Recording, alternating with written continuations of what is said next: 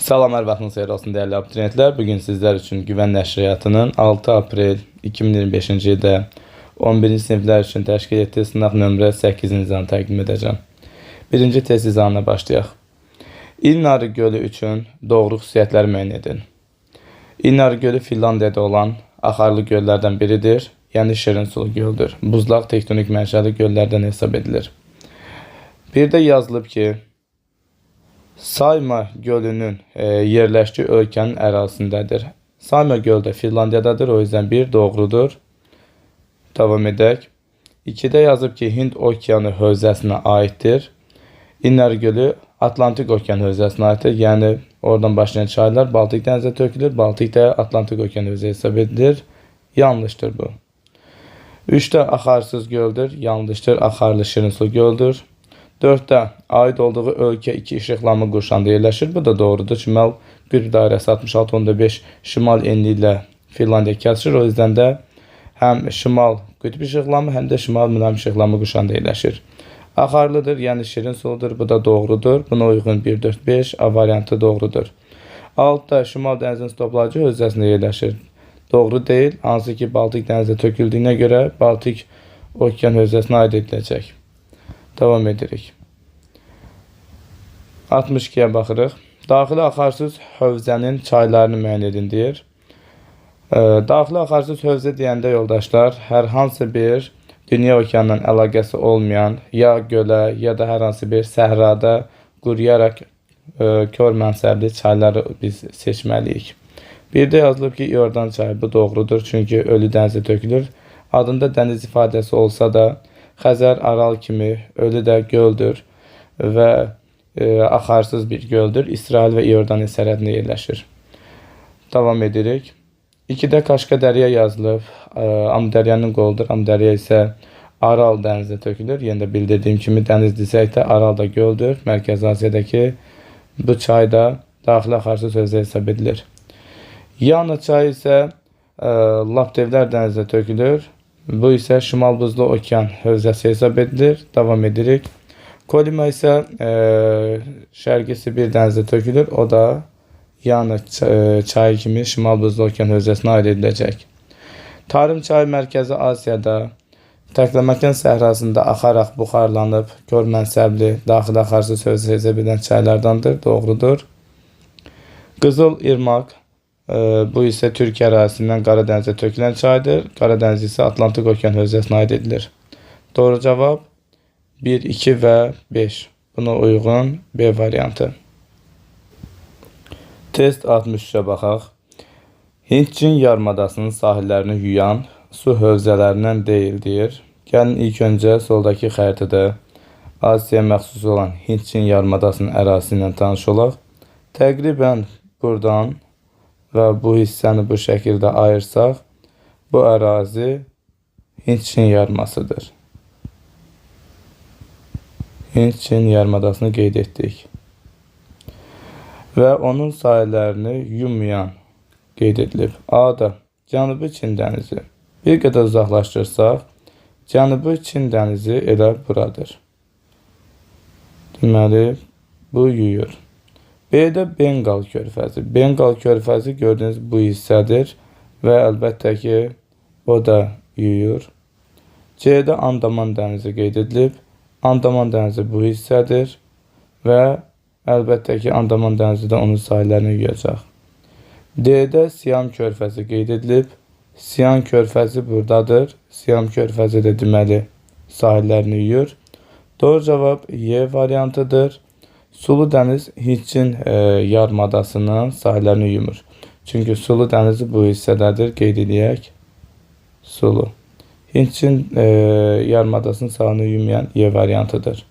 Cənubi Çin dənizi isə gördüyünüz kimi böyük bir dənizdir. Test 64-ə baxırıq. Cədvələ əsasən doğru sıraları bizdən müəyyən etmək tələb edilir. Bir də yazılır ki, Norveç, Kanada, Yaponiya alüminium istehsalına görə fərqlənirlər. Bu doğru yanaşmadır. Bu dövlətlər baxmayaraq ki, alüminium oksidi olan boksit, nefin, alunit kimi bu resursların xammalına zəngin deyil, amma idxal xammal əsasında məhz böyük miqdarda enerji ehtiyatına malik olduğuna görə alüminium istehsalı gücünə görə fərqlənəcək. Doğrudur. İkidə qeyd edib ki, Braziliya, Qana, Cote d'Ivoire bu ölkələr kakao istehsalına görə fərqlənir. Həqiqətən də kənd təsərrüfatı sahəsində məhz bu sahə bunların ərazilərində inkişaf etmiş sahə kimi seçilir. Doğrudur bu yanaşmada. 3-də yazılır ki, Çili, Liberiya, Mavritaniya dəmir filizi hasilatına və polad əridilməsinə görə fərqlənir. Bu dövlətlər içərisində dəmir filizi ehtiyatına görə Liberiya və Mavritaniya seçilir. Çili isə daha çox əlva metallurgiya olaraq mis ehtiyatından seçiləcək. Bundan əlavə bizdə həm dəmir filizi hasilatı deyir, eyni zamanda poladın əridilməsi deyir. Yadda saxlamaq lazımdır ki, əlva metallurgiya kimi qara metallurgiyanın tərkibinə daxil edən polad istehsalı və əridilməsi əlbəttə ki, böyük miqdarda enerji tələb edir. Burada qeyd edilmiş dövlətlərin energetikası isə zəif inkişaf edib, hansı ki, inkişaf etməkdə olan əksər ölkələrdə elektrik istehsalı zəif inkişaf edən təsərrüfat sahələrindəndir və burada da biz onlarda polad əridilməsinə görə fərqlənməsi ifadəsinin yanlış olduğunu deyəcəyik. Davam edirik. Türkiyə, İran, İraq demoqrafik keçidin 4-cü mərhələsindədir. Demoqrafik keçidin 4-cü mərhələsində aşağı doğum, aşağı ölüm səciyyəvidir. Bu, əlbəttə ki, inkişaf etmiş ölkələr üçün səciyyəvi olacaq. Təqdim edən dövlətlərdə isə bu göstərici əsasən demoqrafik keçidin 2-ci mərhələsi üçün səciyyəvi olan demoqrafik partlayış səciyyəvidir ki, hansı ki, yüksək təbii artım olacaq. 5-də qeyd edib ki, Danimarka, Niderland, İsveçrə üçün südlük və südlük ətlik istiqamətli heyvandarlıq inkişaf etmişdir. Bu da doğru yanaşmadır. Xüsusilə də Qərbi Avropa dövlətlərinin əksəriyyətində elə kənd təsərrüfatında südlük və südlük ətlik istiqaməti səciyyəvidir. Əlavə olaraq onu da bilin ki, şimaldakı Norveç, İsveç və Finlandiya, cənubdakı isə Pireneydəki Portuqaliya, İspaniyada isə ətlik istiqamətli heyvandarlıq üsulunu təşkil edir. 6-da Çin, Laos, Monqolistan dünyanın 5 sosialist ölkəsindən 3-üdür deyə qeyd edilir. Sosialist dövlətlər Çin, Laos, Vyetnam, həmçinin Koreya Xalq Demokratik Respublikası, eyni zamanda Kuba kimi dövlətlərin adını qeyd edə bilərsiniz. Monqolistan isə sosializm rejimində olan dövlətlər qrupuna daxil deyil. Bu da yanlışdır. Beləliklə doğru cavab 1, 2 və 5A doğrudur. Test 65-ə baxaq. 22 dekabrda Günəş hansı adada zenitdə olur? 22 dekabr tarixində Günəş cənub tropiki olan 23.5 qeyd edək. 23.5 cənubində zenitdə olur. Verilən sual doğru cavab kimi biz 23.5 cənub eni ilə kəsişən adanı seçməliyik. Buna uyğun Mindanao qeyd edə bilərsiniz ki, Filippinə məxsus adadır. Şimal yarımkürəsindədir. Oldu Torpaq adası. Bu xüsusilə də qeyd edə bilərsiniz ki, Cənubi Amerikanın cənubunda Çili və Argentina məxsus adadır və bu da cənub tərəfinə kəsişmir. Timor adası qeyd edə bilərik. 2 dövlət yerləşir. Onun qərbində İndoneziyadır, şərqində Şərqi Timor dövlətidir. O da ekvatorla kəsişmir. Tasmaniya Avstraliyanın cənubundadır və o da Avstraliya məxsus bu adada tropik xətti ilə kəsişmir. Tropik xəttindən kəsişən yeganə burada bir ada var, o da Madagaskar adasıdır. 66-da isə nə deyir? Baxaq. Hansı Asiya xalqları Hind-Avropa dil ailəsinə mənsub deyil? Oxuyaq. Benqallar Hind-Avropa dil ailəsinin Hind-Ari dil qrupuna aiddir. Bu aiddir, ona görə götürmürük, bizə aid olmayanlar istəyir. Taciklər də Hind-Avropa dil ailəsinin İran dil qrupuna aid olduğuna görə götürməyəcəksiniz. Xakaslar isə Altay dil ailəsinin Türk dil qrupuna aiddir, ona görə götürürük. Tibetlər Çin-Tibet dil ailəsinə aiddir, götürürük. Əfqanlar Hind-Avropa dil ailəsinin İran dil qrupuna aiddir, ona görə götürmürük. Evenklər isə Altay dil ailəsinin Tungus-Manchu dil qrupuna daxildir, o yüzden də bunu götürdük. Buna uyğun olaraq 3, 4, 6 doğru cavabdır, D variantı edəcək. 67-yə baxaq. Cədvələ əsasən doğru olmayan sıralar müəyyən etmək tələb edilir. Birincidə qeyd edilir ki, şərti işarəmiz qızılındır. Vecnəli yatağı bilirsiniz ki, Zəngilandadır və Həkəri fiziki coğrafiyalarına aiddir. Bu doğrudur, amma olmayanları istəyir. 2-də molibden mis yatağının şərti işarəsini təqdim ediblər. Ordubadakı Parğaçay yatağının adını doğru qeyd edib, ancaq Şəhər Ordubad fiziki coğrafiyalarına yox, Günüt Qabıcıq fiziki coğrafiyalarına uyğun gələcək. Yanlış olduğuna görə biz bunu götürəcəyik. 3-cüdə qeyd edilən burada misin şərti işarəsidir. Qaradağ mis yatağı Gədəbəy inzibati rayon arasında yerləşir. O isə fiziki coğrafi olaraq Gəncədir. Bu doğrudur. O yüzden də götürmürük. Dördüncüdə alüminiumun oksidi olan alünitin şərt işarəsidir. Daşkəsəndə zəlik yatağında yerləşir. Daşkəsən Gəncə fiziki coğrafiyasına aiddir. Burada isə Qazax Qarabağ yanlış qeyd edilib. 4'ü götürəcəksiniz. Bizdən yanlışlar istəyirdi. 5-də şərt işarə polimetalındır və ölkəmizdə onun yataqlarından biri də Katex çaydır. Zaqatala Balakən regionunda yerləşir və bu ərazi fiziki coğrafi rayon olaraq da Zaqatala Lahıc fiziki coğrafiyasına uyğun gəlir. 6-da üzr istəyirəm, Zaqatala Lahıca uyğun gəlir. Burada hər şey doğru qeyd edilir. Biz bunu götürmürük. 6-da şərti işarə olaraq Kvarskum şərti işarəsi təqdim edilib. Onun isə ölkəmizdə Abşeron regionunda Hacıvəli Hökməli yatağı var. Burada isə Şaxtaxtı qeyd edilib. Şaxtaxtı travertin yatağıdır. O yüzden yanlışdır. Eyni zamanda Kvarskum yatağı da həmçinin fiziki coğrafi rayon olaraq Qobustan Abşeron arasına uyğun gələcək. O yüzden de doğru cevabımız 2, 4, 6'da yanlışları biz seçtik. A doğru cevaptır. 68'də isə nə qeyd edib buna baxaq. Xəritə sxemi əsasən bir rəqəmi ilə göstərilən ərazinin iki rəqəmi ilə göstərilən ərazi ilə fərqli xüsusiyyətlərini müəyyən etmək tələb edilir. Bir rəqəmlə göstərilən ərazi Lənkəran ovalıdır. Qeyd edək. İki rəqəmlə göstərilən bu ərazi isə Samurdəvəç ovalıdır.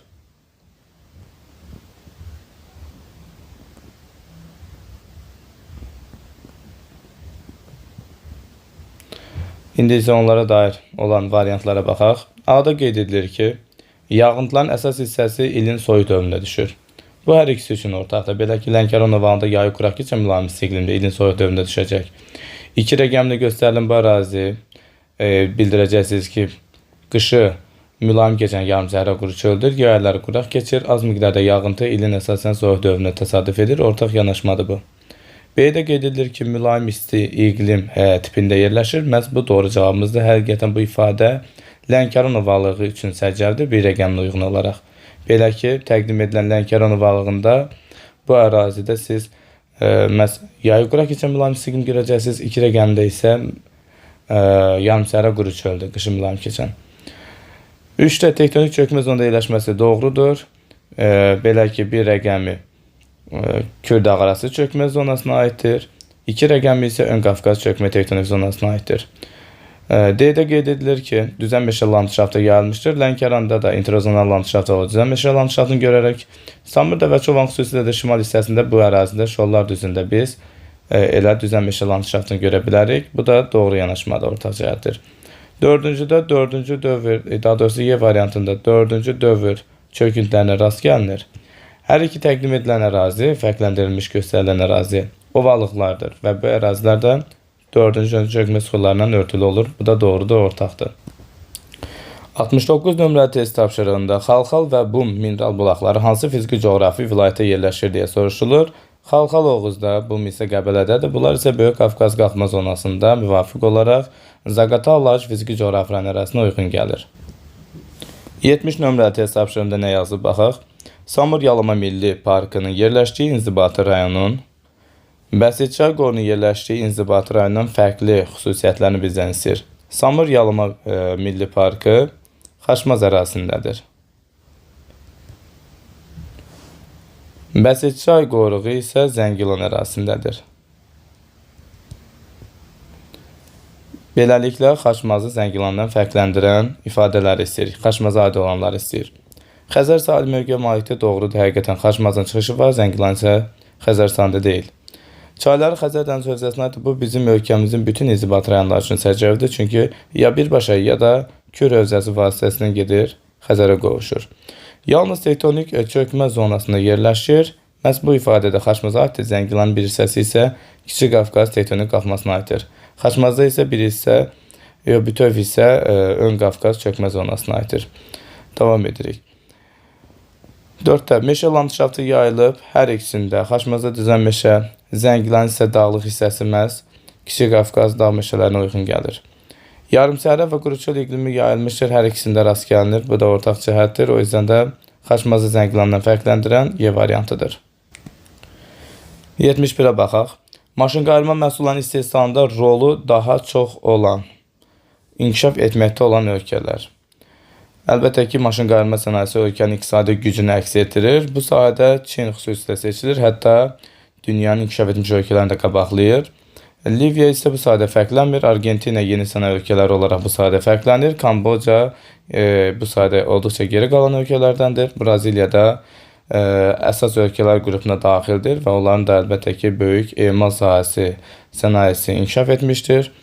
Avstriya isə bu sahədə seçilən ölkə olsa da inkişaf etmiş ölkədə, ona görə yanlışdır. Beləliklə doğru cavab 1-3-5 Y variantı. Test 72-yə baxaq. Aşağıdakı xüsusiyyətlərin aid olduğu ölkənin Əlcəzairdən fərqli xüsusiyyətlərini müəyyən edin. İlk öncə xüsusiyyətlərlə tanış olaq. BRICS ölkəsidir. BRICS ölkələri Braziliya, Rusiya, Hindistan, Çin və cardır. İnkişaf etmiş ölkələr qrupuna daxildir. BRICS təşkilatında saydığımız ölkələrdən yalnız Cənubi Afrika Respublikası inkişaf edib. Beləliklə, cəmi iki ifadədən biz söhbətin cardan getdiyini təyin etdik. Burada təbii artım inkişaf etmiş digər ölkələrdən fərqli olaraq ikinci tip səciyyəvi olması qeyd edilib. Dünyanın ikinci ən hündür şəlaləsi olan Tugelada məhz car ərazisindədir. Söhbətin cardan getdiyini biz təhlil etdik. İndi isə məhz sualda bu idi ki, aşağıdakı xüsusiyyətlərinə aid olduğu ölkə, yəni carın Əlcəzairdən fərqli xüsusiyyətini istəyir. İfadələrə baxaq. Bir də yazılıb ki, Aral dəniz iqlim tipi yayılmışdır. Aral dəniz həm car ərazisində, həm də Əlcəzair ərazisində rast gəlinir. O yüzden də bu ortaqdır. Bizə cardan Əlcəzairdən fərqləndirən ifadəni istəyir. 2-də yazıb ki, iki işıqlanma qurşağında yerləşir. Bu da ortaqdır. Əlcəzairi misal üçün qeyd edə bilərsiniz ki, şimal tropiki, carı isə cənub tropik xətti kəsir. Ona görə də ortaqdır. Amma 3-dəki ifadə həqiqətən carı Əlcəzairdən fərqləndirəcək. Belə ki, anklav ölkə olan Lesotho ərazisində var. Əlcəzairdə isə belə bir ölkə mövcud deyil. 4-də yazılıb ki, materikin ucqar nöqtələrdən biri yerləşir. Həqiqətən Afrikanın cənub ucqar nöqtəsi olan İynəburnu carın ərazisindədir. Əlcəzairdə isə hər hansı bir ucqar nöqtə yoxdur. 5-də neft və qaz ehtiyatları məhduddur. Bu ifadə də həqiqətən carı Əlcəzairdən fərqləndirir. Carda zəngin daş kömür resursu olsa da neft qaz ehtiyatları məhduddur, amma Əlcəzairdə tam əksinə zəngindir. Beləliklə doğru cavab A variantıdır. Altdakı ifadə də Respublika idarə etmə forması hər ikisi üçün ortaq xüsusiyyətdir. Test 73-ə baxırıq. Cədvəl əsasən doğru sıralar müəyyən edin qeyd edilib. Doğrulara plus, aid deyil yanaşmasına isə minus qoymalıyıq. Birinci sıraya baxaq. İnzibati rayon mərkəzi deyil. Şirvan şəhərdə İnzibati rayon mərkəzi deyil. Mingəçevir də, həmçinin Xankəndi də İnzibati rayon mərkəzi deyil. Burada plus olmalıdır, ancaq minus yazılıb. O yüzden də bunu götürmürük. 2-də mülayim isti iqlim tipində yerləşir. Şirvan və Mingəçevir Kür-Araz ovalında qışı mülayim keçən yarımsəhra quru çöldür. Həqiqətən də minus doğru qeyd edilib. Xankəndi isə mülayim isti iqlim qurşağında yerləşir. Doğrudur. Xüsusilə də qışı quraq keçən mülayim isti iqlimli Kiçik Qafqazda. 2-də hər şey doğru qeyd edilib. Davam edirik. 3-də Kür dağarası çökəklik vilayətində yerləşənlər. Şirvan və Mingəçevir doğrudur. Xankəndi isə Kiçik Qafqaz vilayətində yerləşir. Yəni bu ifadə ona uyğun gəlmədən göçük qoyulub. Burada da uyğunluq doğru göstərilib. O yüzden C doğrudur. 4-də əhalinin milli tərkibi yekcinsdir. Yəni bir etnik nümayəndənin payı yüksəkdir. 90%-dən çoxdur. Bu göstərici həm Aran zonasında, həm qeyd edilən Xankəndi üçün də keçərli olacaqdı. O yüzden də doğru cavab kimi biz artıq C-ni qeyd etmişik. Buradakilər isə yanlışlı çıx olmalıydı. Buna görə yanlış oldu. 5-də şəhər ətrafı ərazilərində neft və qaz hasil edilir. Şirvan ətrafında doğrudur. Mingəçevir ətrafında neft qaz ehtiyatı hasil edilmir. Bu da çıx qoyularaq doğru qeyd edilib. Xankəndi ətrafında hər hansı bir neft qaz ehtiyatlarımız yoxdur. O yüzden də burada çıx olmalıydı, yanlışdır. Buna görə bunu da sildik. 74-də Tərtər çayı və Türyan çayın fərqli xüsusiyyəti müəyyən etmək tələb edilir. A-da qidalanmasında yeraltı suların üstünü təşkil etməsi hər ikisi üçün ortaq ifadədir. Transsərhəd çay deyil.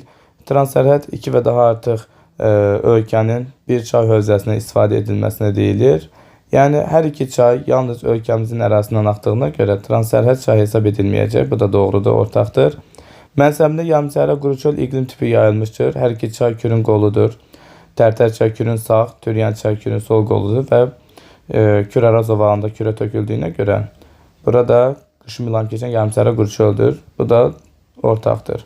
Hövzələrində Hövzəsində Yura və təbaşir dövrlərin çöküntülər yayılmışdır. Bu da ortaqdır. Belə ki, həm Tərtər çayının başladığı Kiçik Qafqaz ərazisi, həm Türyan çayının başladığı Böyük Qafqaz ərazisində Yura və təbaşir dövrünün çöküntülərinə geniş rast gəlinir. Fərqli ifadə Y variantıdır. Belə ki, Tərtər çay Şirvan düzündən yox, Qarabağ düzündən məhz kürə qovuşur.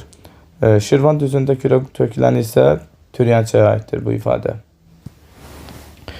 75-də Qərb yarımkürəsinin şəhər aqlomerasiyanı müəyyən edin. Qərb yarımkürəsindəkiləri istəyir bizdən. Şəhər aqlomerasiya əvvəl alın bilməlisiniz ki, iri şəhərlər ətrafındakı peyk şəhərciklərlə yaratdığı iri yaşayış formasına deyilir. A-da təqdim edilən Lagos Nigeriyanın şəhər aqlomerasiyasıdır. Bu doğrudur. Osaka, üzr istəyirəm, Lagos bu arada şərq yarımkürəsidir. Buna görə yanlışdır. Osaka da həmçinin şərq yarımkürəsindədir, Yaponiya ərazisindədir. O yüzden də A variantı olmayacaq. Burada yalnız Braziliya məxsus Rio de Janeiro aqlomerasiyası Qərb yarımkürəsində ödəyir. B-də New York ödəyir, ABŞ-a məxsus, həmçinin Los Angeles ABŞ-a məxsus bu şəhərlər. Seul isə pozur Cənubi Koreyadadır, şərq yarımkürəsindədir. C-də London, Greenwich kəsir, onun bir hissəsi şərqə, bir hissəsi qərbə düşür. Xüsusilə də burada Paris bütövlükdə şərqə düşdüyünə görə bu pozacaq. New York isə az öncə bildirdik ki, qərb yarımkürəsində yerləşir, doğruydu. D-də Detroit göllər ətrafı ABŞ-a məxsus əlbəttə ki ödəyir. São Paulo Braziliya məxsus, o da ödəyir. Cənubi Amerikada Buenos Aires Argentinanın paytaxtı və Argentina məxsus aqlomerasiyadır əlbəttə ki. Və bütövlükdə bu hər üç aqlomerasiya qərb yarımkürəsindədir. Y-də Mexico məxsus ödəyir, amma burada Mumbai pozacaq, Hindistandadır, bütövlükdə şərqdədir. São Paulo isə ödəyir, Braziliyadadır. Buna görə də Mumbai'ya görə Y variantda səhvdir. 76 nömrəli test tapşırığında bizdə cədvəldə doğru sıralar müəyyən etmək tələb edilib. Birinciyə baxaq. Böyük Xinqan dağı qeyd edilib. Böyük Xinqan dağı Çin ərazisində Paleocen erasında formalaşan Hersin dağı əmələ gəlmə məhsulu qədim dağdır. Burada cavan qırışıqlı yazılıb, qədim olmalıydı. Buna görə yanlışdır, bir səhvdir. Muston göllərinin təsiri altındadır, bu isə doğru ifadədir. Davam edirik. Hammersli dağı isə qeyd edə bilərsiniz ki, Hammersli Avustraliyadadır. Qədimdə baş vermiş tektonik hərəkətlər nəticəsində yaranması doğrudur. Avstraliyadakı bütün relyef formaları qədim belə deyək, tektonik proseslərin məhsuludur deyə bilərsiniz. Burada isə Antarktida qeyd edilməsi yanlışdır. Belə ki, Avstraliya yerləşdiyini az öncə bildirdik. 2 buna görə yanlışdır. 3-də Atlas dağı qeyd edilib. Atlas dağı qeyd edə bilərsiniz ki, Afrikanın şimal-qərbindədir. Alp-Himalay geosiqnal qırşanın ən qərb hissəsinə uyğun gəlir və zəngin fosfor ehtiyatına malikdir. Xüsusilə də Mərakeş dövləti dünyada bu sahədə seçilir. Bu doğrudur. Bir neçə ölkənin arasında yerləşən Atlas dağı əlbəttə ki, bu da doğrudur. Əlcəzair, Mərakeş kimi ölkələrin adlarını misal çəkə bilərsiniz. 4-də Pamir dağı dünyada ən böyük dağ buzlaqlarından olan Fetchunga buzlağı burada yerləşir. Doğrudur. Pamirin içindəki ən düz zirvəsi Kongur zirvəsi, Tacikistanda isə İsmail Somoniya piki olması, bu da doğru ifadədir. 4 doğrudur. 5-də Apalaş dağı Şimali Amerikanın ən nəhəng daş kömür hövzəsi, burada yerləşməsi doğrudur. ABŞ ərazisində yerləşir, təbii ki, doğrudur.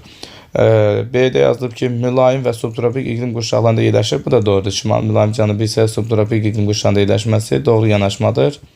Beləliklə doğru cavab 3, 4, 5 olaraq C variantıdır. Alaşan dağları isə qeyd edə bilərsiniz ki, Şərqi Asiyadadır. Burada Cənubi Asiya qeyd edilib. Çin ərazisindədir. Buna görə də yanlışdır. 6-da səhvdir. Fəal vulkanizm yox, bu ərazi platformada sabit ərazidir. 77-də aşağıda verilmiş əlamətlər hansı təbii zonaya aiddir deyə qeyd edilir. İfadələri oxuyaq. Avrasiyada Rusiyanın cənubu, Qazaxıstan, Monqolistan və Çinin şimalını əhatə edir. Şimali Amerikada meridional istiqamətdə ABŞ və Kanada mərkəzi hissəsində yerləşir. Söhbət çöl təbii zonasından gedir. Çöl və meşə çöl təbii zonasına uyğun gələrək doğru cavab B variantı olacaq. Taxılçılıq və maldarlığın inkişafı üçün geniş imkanlara malikdir. Əlbəttə ki, doğrudur. Çöl təbii zonası münbit məhsuldar qara torpaqlara malikdir və dünyada əsas taxılçılıq regionu kimi istifadə edilməkdədir. Şimali Amerikada meridional istiqamətdə yerləşən həmin bu çöl təbii zonası prairie adlanır və ABŞ-Kanada ərazisi mərkəzi hissəsinə uyğun gələcək. Xüsusilə də Rusiya regionunda Götəbi zona steplər adlanır və bu ərazi eyni zamanda Qazaxıstan, Monqolistan, Çin, həmçinin Ukrayna ərazisinə də uyğun gələcək. 78. Exolotdan okean çökəlliyinə göndərilmiş səs siqnalı 4,4 saniyə sonra geri qayıdıbsa, həmin çökəlliyin dərinliyi hesablamaq tələb edilir. Burada geri qayıtdığına görə biz sadəcə getmək üçün sərf etdiyi zamanı tapmalıyıq. İlk öncə 4,4-ü bölürsüz 2-yə. Exolotun iş prinsipi səs dalğasını göndərməklə okean dərinliyi ölçməkdir. Səs dalğası isə saniyədə 1500 metr getdiyini nəzərə alsaz, aldığınız bu cavabı 1500'e vurmaqla doğru cavabı tapa bilərsiniz. Beləliklə 3300 metr edəcək. A variantı doğru cavabdır. 79'da su erozyon və akumulyativ relyef formasını müəyyən etmək tələb edilir. A-da Trok dərəsi qeyd edilir. Trok buzlaqların fəaliyyətinə yaranan taxçavari, yamaçlar dik-dibi hamar olan dərə formasıdır. Bu olmaz. B-də gətirmə konusu doğrudur. Çayın fəaliyyətidir. Dağdan düzənə çıxan hissədə dağ ətəyində çayın gətirib topladığı çöküntülərdir. Bizdən də məhz suyun erozyon dağıcı fəaliyyəti və onun akumulyativ toplayıcı fəaliyyətinin nəticəsində yaranan relyef formasını tapmaq tələb edilmişdir.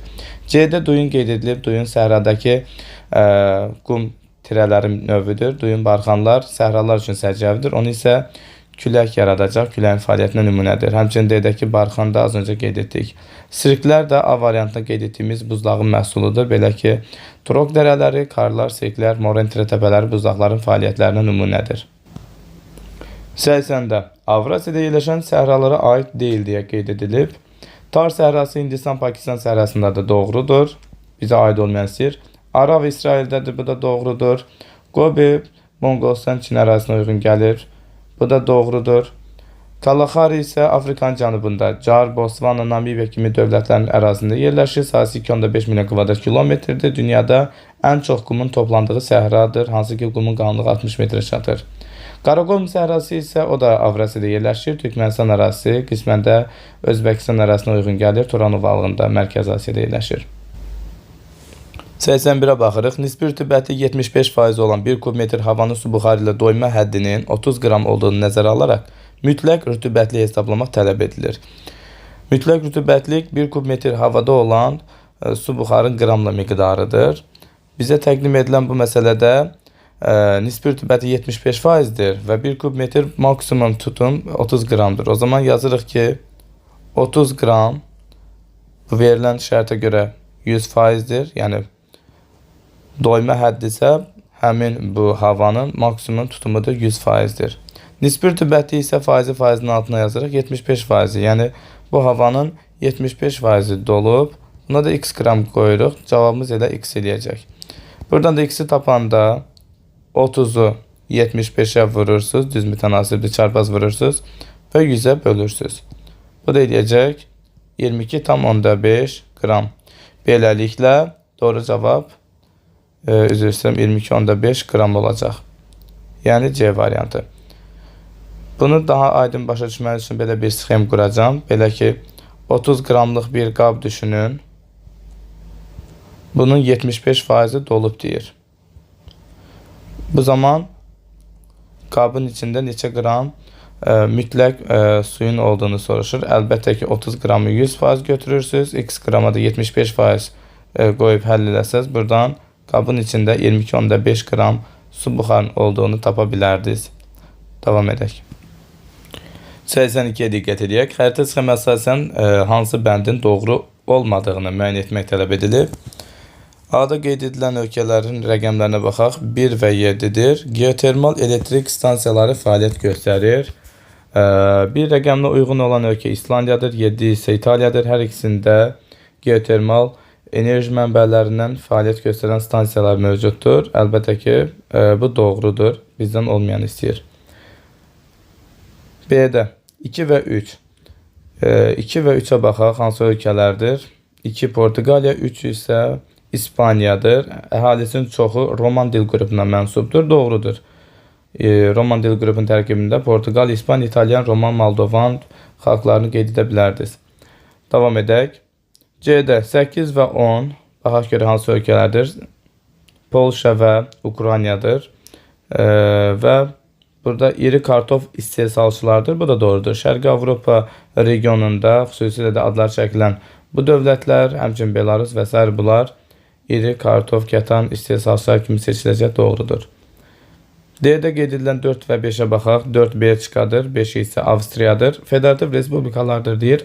Bu yanlışdır. Belə ki, 4 rəqəmi ilə Belçika federativ monarxiyadır. Ancaq burada federativ respublika yazılıb. O yüzden də cavabımız yanlış olduğuna görə D variantı olacaq. Bu arada Avstriya isə federativ respublika kimi doğru qeyd edilmişdir. Y variantında isə 6 və 9 nömrəli ölkələrə baxaq. Çexiya və Slovakiyanı görürük. 20-ci əsrin 90-cı illərin əvvəllərinə qədər Çex-Slovakiya adlı vahid dövlət olublar. Bu da doğru yanaşmadır və ona görə də sildik. Test 83-ə baxırıq. 2024-cü ildə Şəmkir İnzibati rayon əhalisinin ümumi sayı 217 min nəfər olub. Həmin il urbanizasiya səviyyəsi 34%, yəni şəhərdə yaşayanlar 34%-dir. Rayonun qəsəbələrində yaşayan əhalinin sayı 32.780 nəfər olub. Bu arada qəsəbədə yaşayan əhali şəhər əhalisi hesab edilir. Buna əsasən həmin il üçün Şəmkir əhalisinin sayını hesablayın və 1000 nəfərlə. Buna da diqqət etməlisiniz. İndi isə izahına baxaq. İlk öncə biz Şəmkir şəhəri və qəsəbələrlə birlikdə neçə nəfər yaşadığını tapmalıyıq. Bu da 217.000 34%-lə bərabərdir. Qeyd edək. Bunun həlli qaydasında da əlbəttə ki, siz 217.000-i 100%, x-a 34% qoymalısınız. Buradan da 217.000-i vurursunuz 34-ə, böləcəksiniz 100%-ə. Bu da eləyəcək 73.780 nəfər. Beləliklə 217.000-in 34%-i onun şəhər və qəsəbələrində yaşayan insanlardır və bu da 73.780 nəfər edir.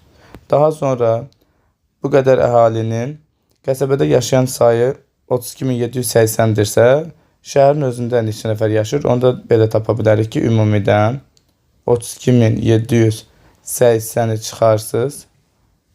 32.780 bircə dəqiqə. 780 çıxarıq. Bu da edəcək 41.000. Bizdən də 1000 nəfərlə ifadə etdirirsə, 1000-ə böləcəksiniz. Eləyəcək 41. Doğru cavab 41 edəcək. 84-ə baxırıq. Doğru sıralar müəyyən etmək tələb edilir. Ucqar nöqtəyə xas əlamətlər təqdim edilib. Çelyuskin Rusiyada yerləşən Avrasiya ucqar şimal nöqtəsidir və Taymır yarımadasında yerləşir. Bir doğrudur. 2-yə baxırıq. İynəburnu Afrikanın ucqar cənub nöqtəsidir. Subtropik iqlim quşağında olduğuna görə yayda tropik, qışda mülayim hava kütlələri hakim olur. Bu da doğru yanaşmadır. 3-də. Rasvafın Afrikanın ucqar şərq nöqtəsidir. Ekvatorial yox, subekvatorial iqlimdə yerləşir. O yüzden də 3 yanlışdır. Byron Avstraliyanın ucqar şərq nöqtəsidir. Burada qərb yazılıb, o yüzden yanlışdır. Forauret Cənubi Amerikanın ucqar cənub nöqtəsidir. Məhz buna görə də həmin hissədə odlu torpaqla biz Magellan boğazı belə deyək yerləşdiyini görürük. Bu doğrudur. Forauret burnu ilə odlu torpaq arasında Magellan boğazı yerləşir. Deməli 5 də doğru olduğuna görə 1, 2, 5 doğrudur. 6-da Qalinyas Cənubi Amerikanın ucqar şimal nöqtəsidir. Sahildən soyuq yox, isti okean cəryanı keçir. Bu da yanlışdır. 85. İnkişaf etmiş ölkələr qrupuna ən son daxil olmuş ölkələri bizdən istəyir. Bu qrupa 1997-ci ildə Koreya və Singapur, 2001-ci ildən isə Kipr daxil olub. 86-ya baxaq. Sxemə əsasən A nöqtəsində havanın temperaturu -2.3 dərəcə Selsidir. B nöqtəsində isə -9.5 dərəcə Selsi olduğunu bilərək kəsmə yüksəkliyi bizdən tapmaq tələb edilir. Bunun üçün ilk öncə məntəqələr arasındakı temperatur fərqinə baxaq. Burada əlbəttə ki, hər ikisini mənfi olduğuna görə elə sadəcə çıxarıq. 9.5-dən çıxaram 2.3-ü. Bu da eləyəcək 7.2 dərəcə. Daha sonra 1000 metrdə 6 dərəcə Selsidirsə, x metrə də 7.2 dərəcə Selsi qoyarıq. Buradan da x-i tapanda çarpaz vuraraq mini 7/2'yə vurub 6'ya böləcəksiniz. Bu da eləyəcək 1200 metr. Daha sonra aradaki hündürlüğün biz 1200 olduğunu tapdıktan sonra kəsmə üstəlik sayına baxaq. 1, 2, 3, 4. 1200'ü böləcəksiniz 4'ə. Eləyəcək 300 metr. Doğru cavab 300 metr. 87'də uyğunluq müəyyənləşdirmə tələb edilir. Yarımadalar təqdim edilib, xüsusiyyətlər verilib. Dünyanın ən böyük boksit hasilatı rayonu York yarımadasında yerləşir. Avstraliyanın şimalındadır təbii ki. Doğru cavab 1'ə A gedir. 2'də Mississippi çayının mənsəbi yerləşir. Bu yarımada heç birində yerləşmir. Mississippi'nin mənsəbi hər hansı yarımadada yerləşmir. Meksika körfəzinə tökülən ABŞ arasına axan çaydır. Fəaliyyətdə olan vulkanlar mövcuddur. Kamçatkada var, Rusiyanın şərqində. Digərləri platform ərazilərinə uyğun gəlir. C gedir 3'ə. Sahilləri 2 okyan suları yuyulan da York yarımadasına aiddir. Hind və Sakit okyan suları yuyur. Digərlərində isə Kamçatka yalnız sakit, Florida isə yalnız Atlantik okyan suları yuyur. ABŞ-a məxsus olan burada Floridadır.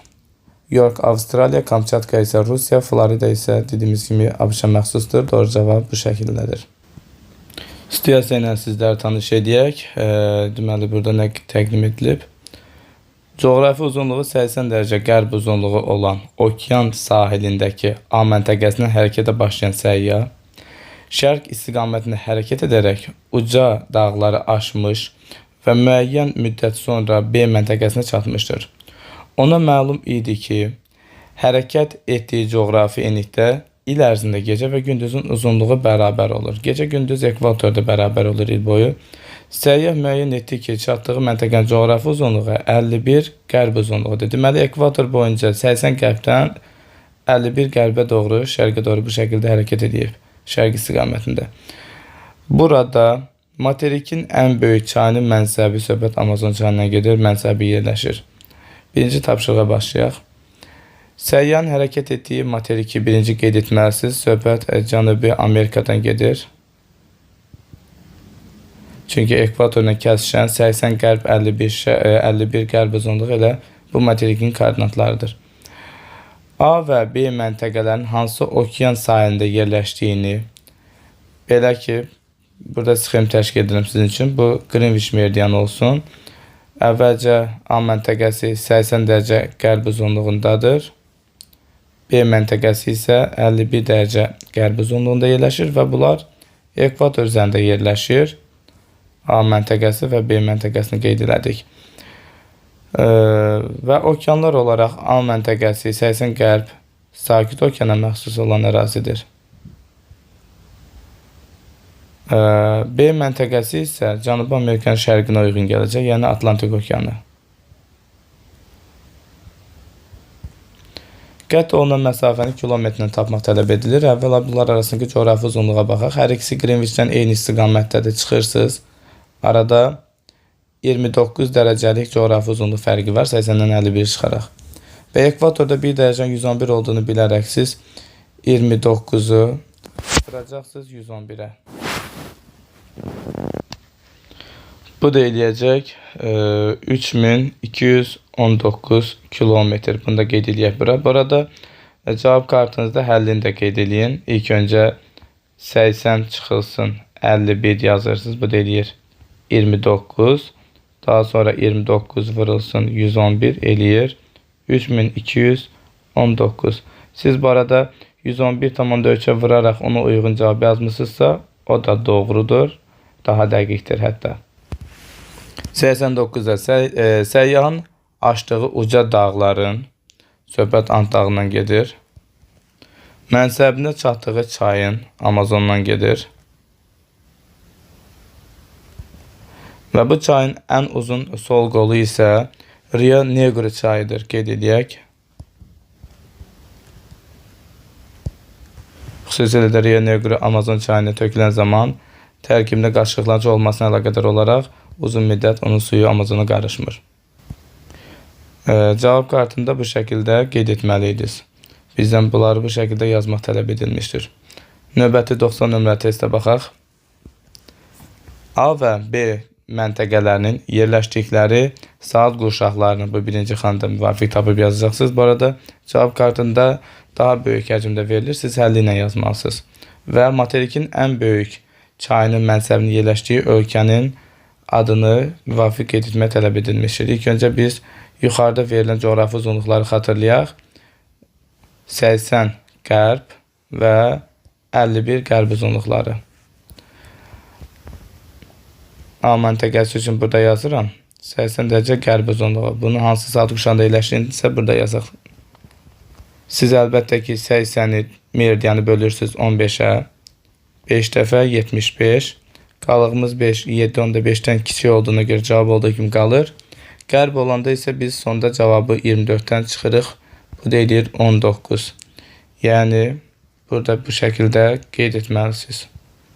İndi isə B çayı üçün hesablayaq. B çayı isə 51 dərəcə qərb uzunluğudur. O isə hansı saat qurşağında yerləşir, onu da hesablayaq.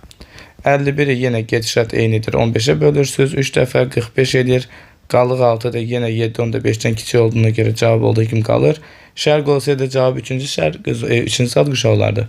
Qərb olduğuna görə cavabı 24-dən çıxırsınız. Eləyir 21. Onu da qeyd edək. Çayın mənsəbinin yerləşdiyi ölkə isə Braziliya dövlətidir. Bu şəkildə cavab kartınızda qeyd etməliydiniz. Ümid edirəm izahımız anlaşılandır. Növbəti video dərslərimizdə görüşənədək hələlik.